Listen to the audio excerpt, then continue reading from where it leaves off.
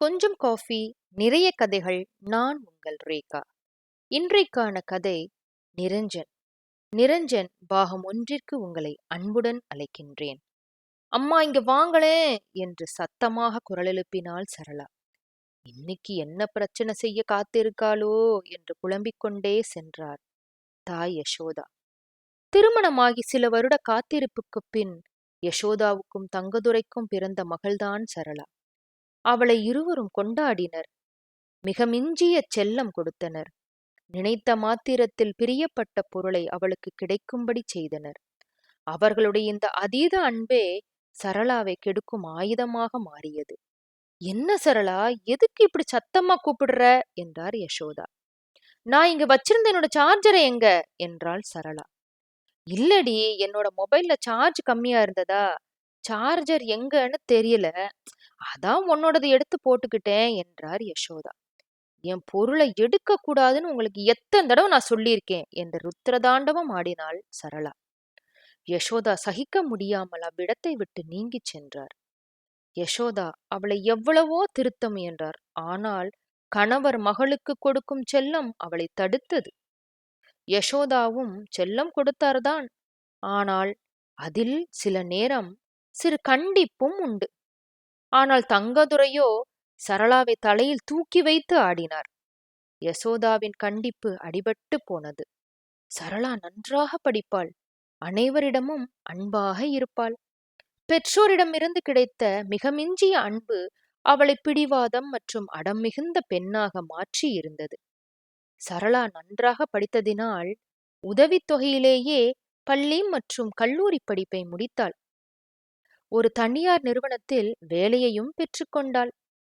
தங்கதுரை தன் பெண்ணை பார்க்கும் பொழுதெல்லாம் பெருமையும் கர்வமும் கொள்வார். என் பொண்ணு படிப்புல சுட்டி, அவளை போல யாருமே நடனம் ஆட முடியாது என்று ஓயாமல் பெருமை பேசியே காலத்தை ஓட்டுவார் தங்கதுரை. யசோதா ஒன்றும் செய்ய இயலாமல் கேட்டுக்கொள்வார். என் மகள் படித்தவுடன் ஒரு பெரிய நிறுவனத்தில் லட்ச ரூபாய் சம்பளத்தில் வேலை பெற்றிருக்கிறாள். அவளை திருமணம் செய்து கொள்ள நான் நீ என்று போட்டி போடுகிறார்களா இல்லையா பாரேன் என்பார். நான் கொடுத்து வைத்தவன் யசோதா, இப்படி ஒரு மகளை பெற என்று அடிக்கடி கூறிக்கொள்வார். யசோதா மனதிற்குள் இவர் ஒருத்தர் போதும் அவளை கெடுக்க என்று நினைத்துக் கொள்வார். ஏங்க, சரளாவுக்கு திருமண வயது நெருங்கிவிட்டது, அதற்கான முயற்சி ஆரம்பிக்கணுங்க என்றார் யசோதா.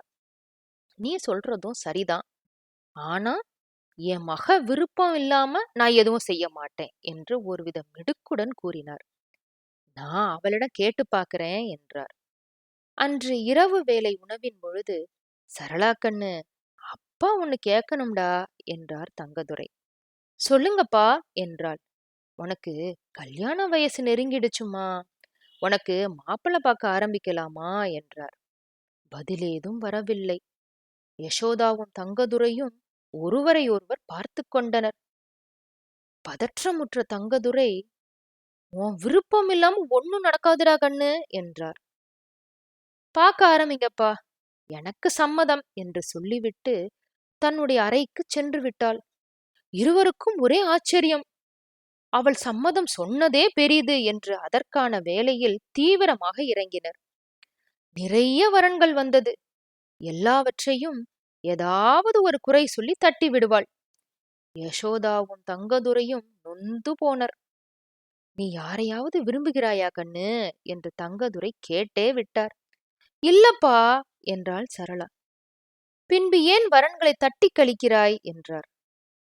நீங்கள் காண்பிச்ச வரங்களின் புகைப்படத்தை பார்த்ததும் ஒரு உணர்வு வர வேண்டும், அது வரமாட்டேங்குதேப்பா என்றாள் சரளா. யசோதாவும் தங்கதுரையும் அவளது பதிலை கேட்டதும் குழம்பி போயினர்.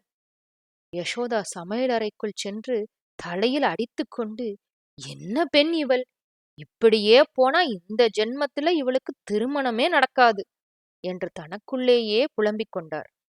கடவுளே, நீதான் அவளை காப்பாத்தணும் என்று வேண்டிக் கொண்டார்.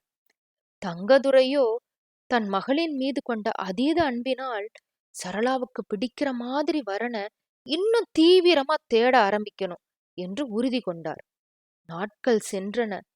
சரளாவிற்கு ஏற்ற வரனை தங்கதுரையால் தேர்ந்தெடுக்கவே முடியவில்லை. களைத்து போனார். யசோதாவும் எதுவும் சொல்ல முடியாமல் கடவுளே கதி என்றானார். அப்பா, எங்க அலுவலகத்துல எல்லாரும் சேர்ந்து சுற்றுலாக்காண்டி கொடைக்கானல் போறோம். நானும் போயிட்டு வரவா என்று அனுமதி கேட்கவில்லை. நான் போகப் போகின்றேன் என்று தகவலாகச் சொன்னாள். சரி என்று சொல்வதைத் தவிர வேறு என்ன சொல்ல முடியும் தங்கதுரையால்? பார்த்து பத்திரமா போயிட்டு வாமா என்றார். யசோதாவும் அதையே உரைத்தார். கண்டிப்பா பத்திரமா போயிட்டு வந்துடுவேன் என்று கூறிவிட்டு அலுவலகத்திற்குச் சென்றாள் சரளா. சுற்றுலாவிற்குச் செல்லும் நாளும் வந்தது. சரளா மிகுந்த ஆர்வத்துடன் அனைத்தையும் எடுத்து வைத்துக் கொண்டாள். பெற்றோரிடம் விடைபெற்றுவிட்டு தனக்காக காத்திருந்த தோழி ஷியாமளாவுடன் கிளம்பினாள். இந்த பயணம் சரளாவின் வாழ்க்கையில் ஒரு பெரிய திருப்பத்தை கொண்டு வரப்போகிறது. அது என்ன என்பதை இனி வரப்போகும் பாகங்களில் தெரிந்து கொள்ளலாம்.